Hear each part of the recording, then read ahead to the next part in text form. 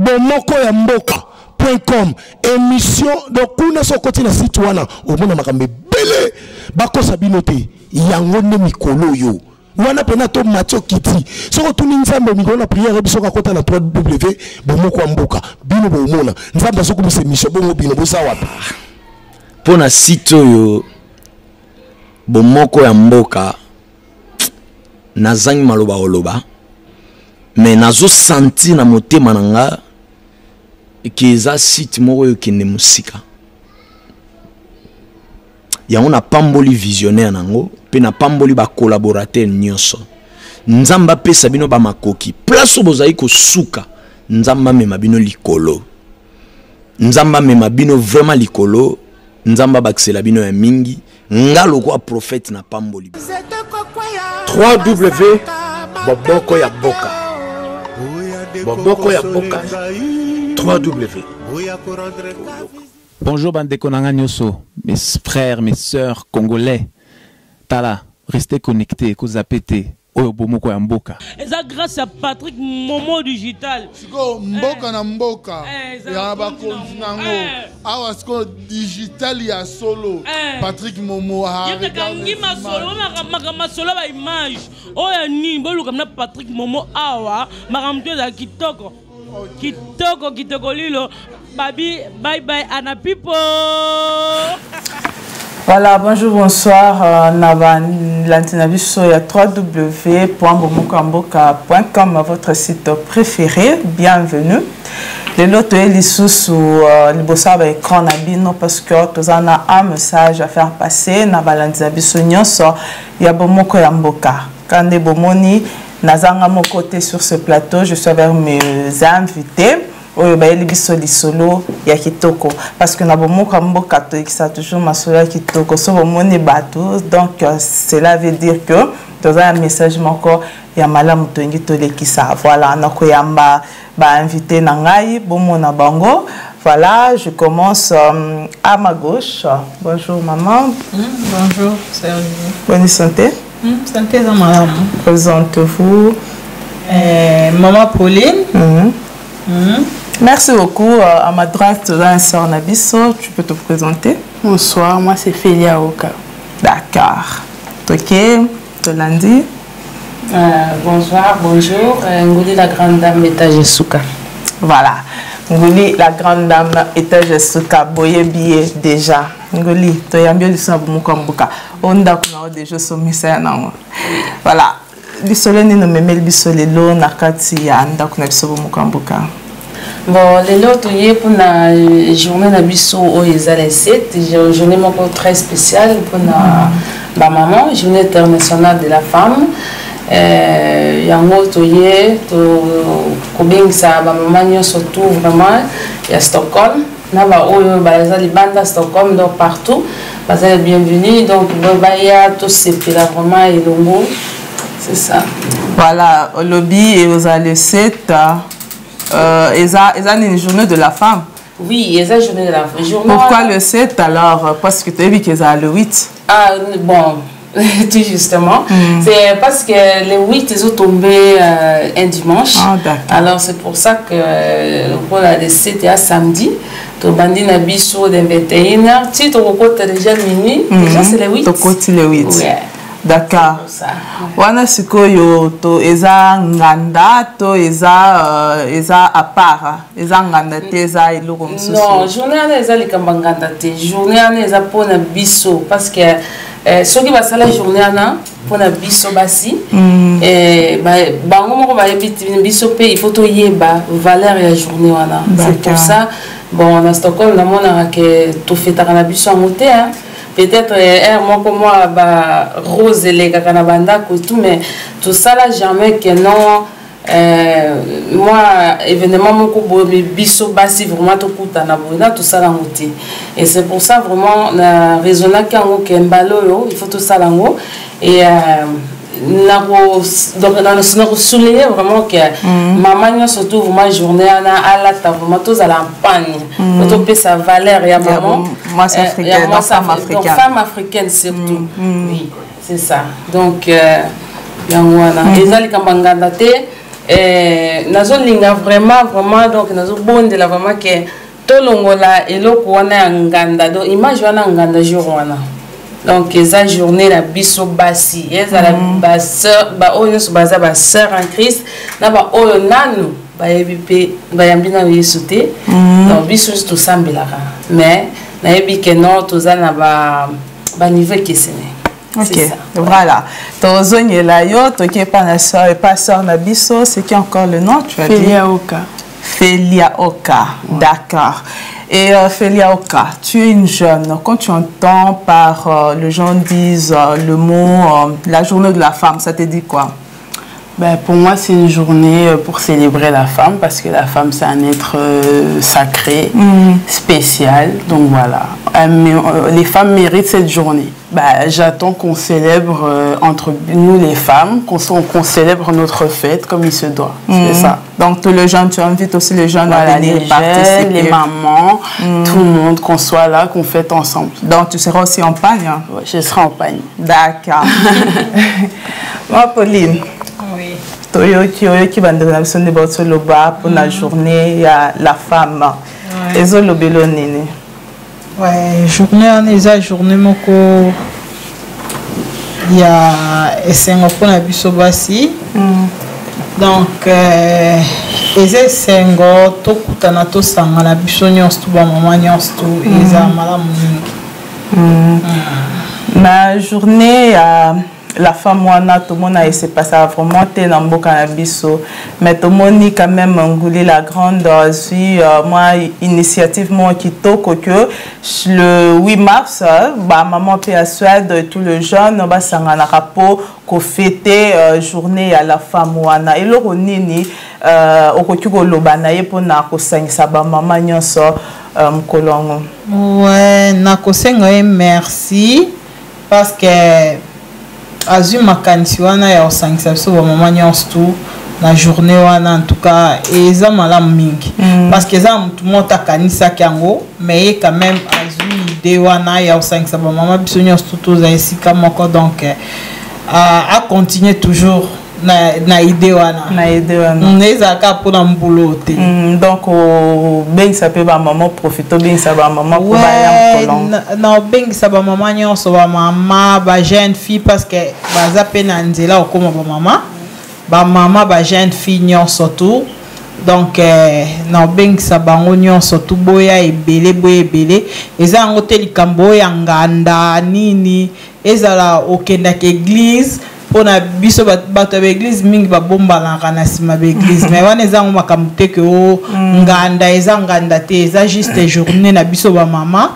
donc tolakisa valeur na biso bamama journée wana donc bamama nyonso to a Stockholm mais libanda Stockholm mais oyo nyonso to aza possibilité oya en tout cas boza la bienvenue. Vraiment merci beaucoup nazongeli sor na biso. Et qu'est-ce qui t'a vraiment motivé étant une jeune femme? Qu'est-ce qui t'a vraiment motivé à participer le jour, la journée de la femme? Parce que Ngouli, c'est ma grande sœur. Donc, le projet, toi, il faut soutenir, c'est normal. Ah, c'est juste ça. Voilà, c'est ça. Elle fait un événement, je suis derrière elle, je la soutiens, je viens, je participe. Ah, tu viens pas seulement pour danser. Non, je vais venir aussi pour mettre la main à la pâte. À la pâte, voilà. Ça c'est bien. Ngouli la grande. Ni ne motivé yo kasi tout le monde a un journal le 8 et kaka au sala ngote mais année oyo olobi oui au sala ngopo au sala nganda ça fait longtemps pour nini idée wana pe au sala ba journée de la femme et là yote au ponika na 2015 oyo pour au sala au sangisa ba maman nyonso mkola le 8. Non, c'est pas la première fois. En 2014 na sala kango na sala kango na 2014 année passée lui et tozaki na rinkibi batibele pe bayaki ezaki na ba oyo bazalaki pe ba respectaki concept nanga que non bayaki campagne bayaki pe campagne ouais. Mais bato va s'attendre na nini mkolongo ya le 8 mars bayaka kobina et tout non jour wana normalement na lingi donc trop Ils ont les 7, donc le 7 mars, le 7 mars. Il faut vraiment souligner. Ah, parce le que 7 mars. Le 8, ils ont dimanche. Donc, il est tombé samedi, hein, le 7 mars. Voilà. Donc, dès que même na Facebook, tu as vraiment même 1 minute de silence pour la quand ça va qu'on a biso aux bazo passer un moment difficile et surtout dans beaucoup na biso na est il y a des femmes violées et tout, mais pas qu'au Congo, il y a donc partout là où il y a des femmes au bazo souffrir. Donc journée na repose la journée de la femme na bisengo na va pas, donc il faut tous attendre 1 minute de silence pour au cancer bango. C'est ça. Est-ce que vous avez pensé aussi à ça moi Colette moko boibato c'est ça moi bambongo pour na cancer ba femme violée au bazan na Congo? Bon, idée on a idée nanga moko déjà nazara déjà na fondation nanga oyo na kolobela ngo côté na prochainement la bien aussi donc parce que tant que ça les locaux boye oyebika na communauté na biso tango bandike makamba bongo eza facilité voilà eza loko eza likanisi o ngamo ko déjà na zona za kanango déjà za moi extrait nango eza na Facebook mais quoi na 600 ngote na ko présenter ngo na nti mais eza makambe belé o eza na simanga na vibe oyo batu ba ebité mutamona aneka nganda. Oui, la grande dame n'a pas de sabbat, peut-être, oui. Oh, oiseau, mais. Pour mon arami, et mingi, banzema mutilinde, honnête, moi, boîte, moi, tu vois. Mais il y a une bonne idée vraiment, na simailo quoi, et nabi que. Jour na représenter en gros vraiment dans ce qu'on bombi on a nos bimis donc tout le monde a kanga vibe manasima ngo ezane loko mo boye oyo préparaka donc oui et là vraiment na zappé na ba invité na nga oyo ba koya jour wana pe ba ko batebele ba comprendre pour na nini na pour na ki ko sala loko ya journée internationale de la femme OK pour na ngai na ne oyo des loko mnene na lingi que moi signons surtout moi je suis féministe vraiment na lingaka que moi ça y ba valeur na yi donc oui ba kozala moi si ezanini ezate ka moi so za katanda ko aux kata libala et tout mais faut y ba valeur na moi si ezanini c'est ça donc là tout s'attendre peu que moi ba discours et ça la sur la femme ou comment oui Ngoulier moko zala na micro ou c'est quelque chose bon ils a bien organisé tout c'est comme une surprise oui so ba mutunyo sa voyage on a découvert ni na moto organisé d'accord c'est vraiment une bonne chose. Ma Pauline Toyoka Ngouli la grande alobisi manango ezane loko morazo bomba to mona ba maman belé c'est pas pour polémiquer à avoir to mona ba maman belé bazwara kutu ba initiative wana te mais comme on a jeune boye azozo ba initiative kitoko bongo alors na ba maman kutu bazwa ba initiative ya bongo te eloko nino ko twebisa bango ba ya to ba vanda ka place ba vandwana. Non. Maman nyonso maman nyonso tout. A landi biso ayoki biso aya boye belé. Donc eza bien, eza te que tous aka enfermé, eza bien peut to kutanaka to partager ba idée ni tout ça ba conseil et tout. Eza le comment bien, et le comment bien donc eza le comment féliciter donc à Kendeli Bosso et tout. Ouais. Donc vous soutenir parce que to fana na mboko ba mama ezala ka ba fan de ouais foyer ça va moi la caméra va y ba série na biso quand même ezo bimza quand même bato ba obima ba sa makambo emo na kata Stockholm mais o ezo tombola quand même souhaite donc aza à féliciter quoi. Donc il faut ba mama nyos tout ba soutenir. Donc pour soutenir ouais. D'accord, merci beaucoup. Félicia, et c'est quoi encore le nom? Félie, excuse-moi. Tu as quelque chose à ajouter à ce que nos mamans dit? Ben non, au mot de la fin, toutes les personnes qui vont voir cette vidéo, venez nombreux. Et puis en pagne, toujours bien habillés, les papas, les mamans, tout le monde, soyez au rendez-vous. Moi, je serai là. Je viens de Paris, mais je serai là. Donc, Bino Balambo, Kabfobozala, c'est ça. Et le jeune fille qui ne sera pas en pagne, qui n'ont pas de pagne ou qui ne veut pas se mettre en pagne, qu'est-ce que tu peux leur dire? Venez habiller normal, c'est pas grave, mais soyez au rendez-vous. C'est pour vous les femmes. Même en robe, le tennis, même en robe. Ouais, ça ira. Ça ira même en pantalon, en culotte, en collant. Non. Non, là en robe, en jupe.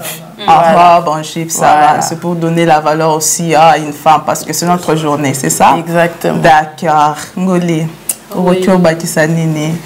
Non, toujours que non, bon, tout le bel ma maman, que non, je venais d'avoir mais il le batté que papa va koyati. Non. Ah, d'accord, les gars na bossana. Voilà, il faut qu'on invite papa.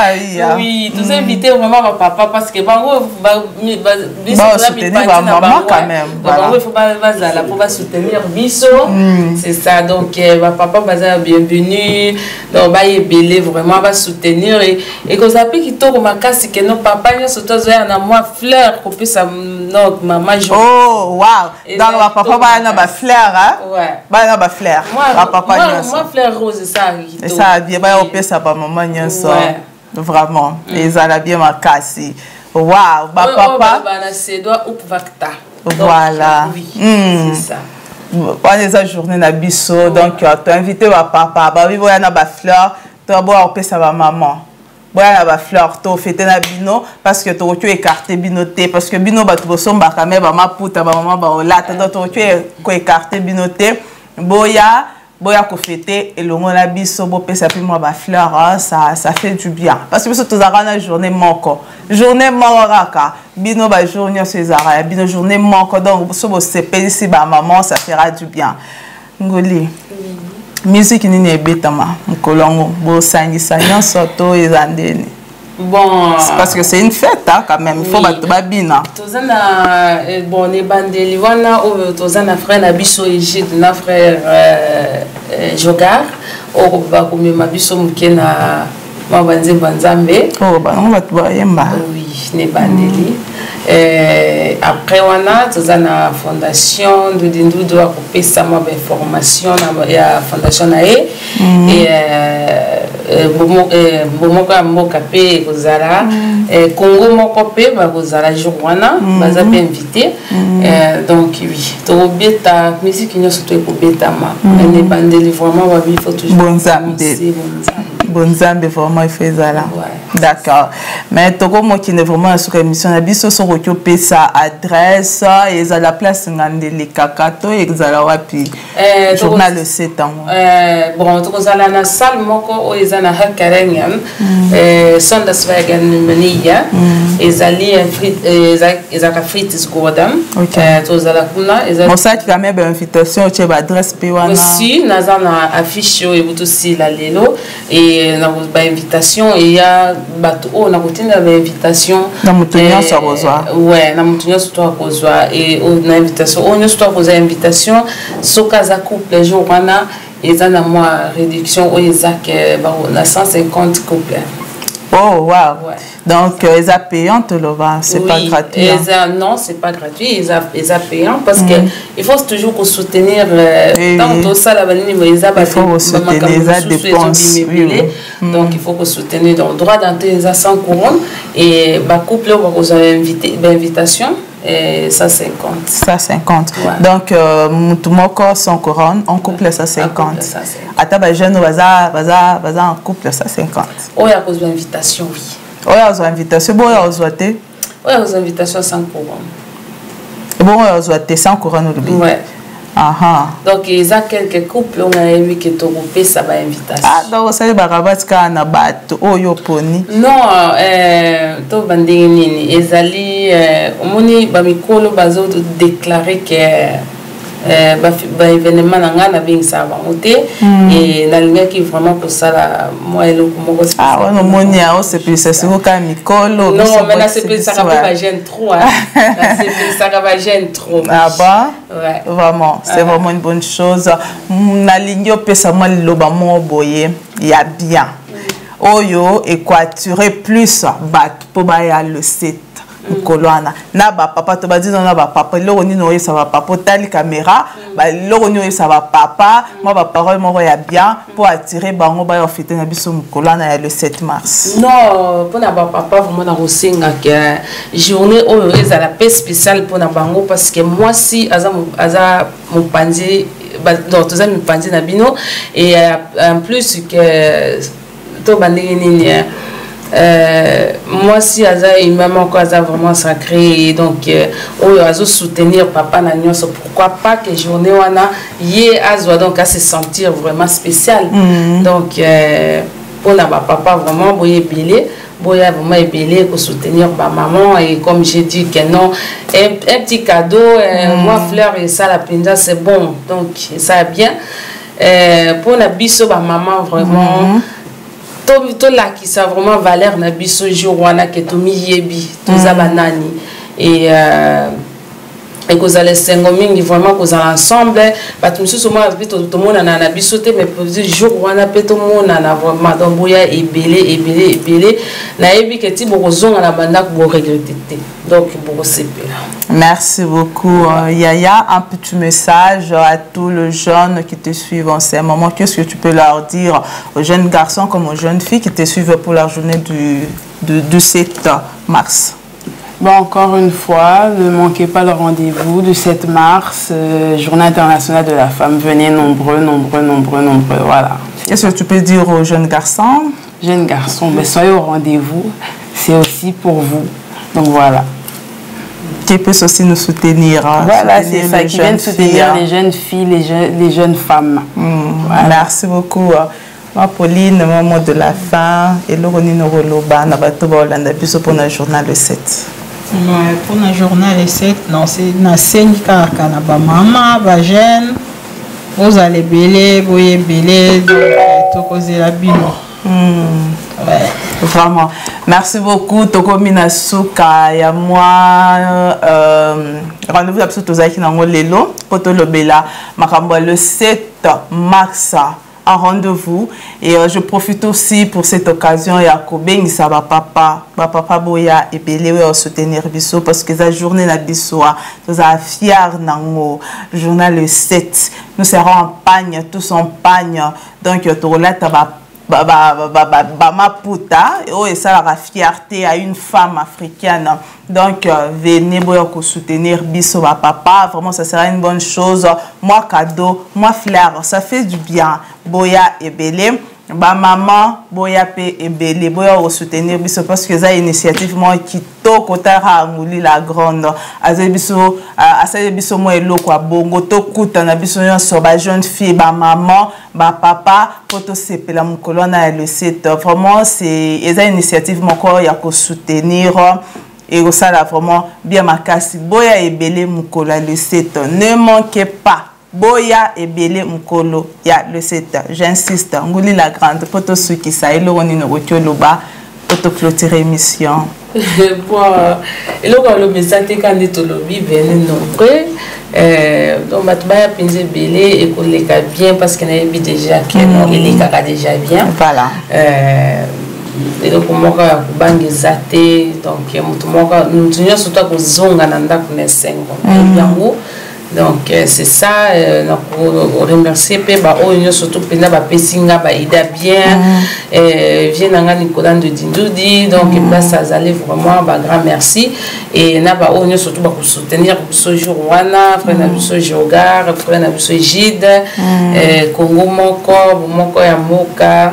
Et je remercie aussi mon mari qui est là, donc qui la soutient vraiment, qui est toujours là. Donc, le nom. Oui, mon mari Titi Kouch. Oui. Donc, qui est non à soutenir. Donc, c'est bien. Et mon DJ, toujours. Bon, nous avons un DJ. Donc, oui, il est au Congo Sanité. Donc, il y a des gens qui ont bien passé Sabatou. À ce Sabatou, maman Joana.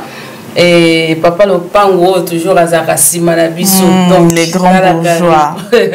Oui, donc, il est vraiment atika bisoté. Donc un grand merci. Oui, c'est ça. Vraiment, Yaya, tu as de dédicaces à faire à tous ceux qui te suivent en ce moment. Ouais, je vais faire une dédicace à mon pire beau-frère Titi Kouchi, le prince Mondale qui est là avec nous. Et puis mes sœurs qui sont en France, voilà, je vous fais des gros bisous. Voilà, merci à ma Pauline, ma dédicace, pour tout ça. Ouais. La pessimité de la famille dans mon bimba, ma passe à l'anga, Christévi, Jonathan, Dieu merci, Glody, dans mon thème à vraiment, mon thème à boss, combo, photo ça combo. Digital Momo. Wow, Digital Momo, boss la vie. Voilà, Tokomi Nasuka. Nengina a insisté justement et le comment que Eza Kaka, Eza que naba chrétien sovaya. Eza te que o mkolana différence eza la tenga ya kendarani ni buite o tenga mutanzambe tout non biso so to batanzambe mkolana eza te que chrétien o batanki dio so pendeni non biso nyonso au rendez-vous le 7 mars. Venez très nombreux. Nous sommes arrivés à la fin. Merci à notre boss Digital Momo. Merci à toutes, à tous et à toutes les internautes de www.bomokoyamboka.com, votre site préféré, un site pas comme les autres. Au revoir et à la prochaine. bomokoyamboka.com, émission de kuna sokoti na site wana omona makambe belé bako sabinote yangone mikolo yo. Wana pena to Mathieu Kiti. Soko tuni nzambe mikolo na prière biso ka kota na www.bomokoyamboka bino bomona. Nzambe soko bise mission bongo bino bosa wapi. Pona site yo Bomokoyamboka nazangi maloba oloba. Mais nazo senti na motema nanga eza site moko yo kende musika. Yango na pamboli visionnaire nango pe na pamboli ba collaborateur nyonso. Nzamba pesa bino ba makoki. Place bozai ko suka. Nzamba mema bino likolo. Nzamba mema bino vraiment likolo. Nzamba baksela bino ya mingi. Ngalo kwa prophète na pamboli. www.bomokoyamboka. Bomokoyamboka. 3W. Bonjour Bandeko Nanga Nyoso, mes frères, mes sœurs congolais. Tala, restez connectés, Kozapete, Oyo Bomokoyamboka. Et ça grâce à Patrick Momo Digital. Siko mboka na mboka. Ya ba kontinango. Awa siko digital ya solo. Patrick Momo ha. Yekangi masolo, masolo ba image. Oya ni boluka na Patrick Momo awa, makamto za kitoko. Kitoko lilo. Babi, bye bye, Anna people.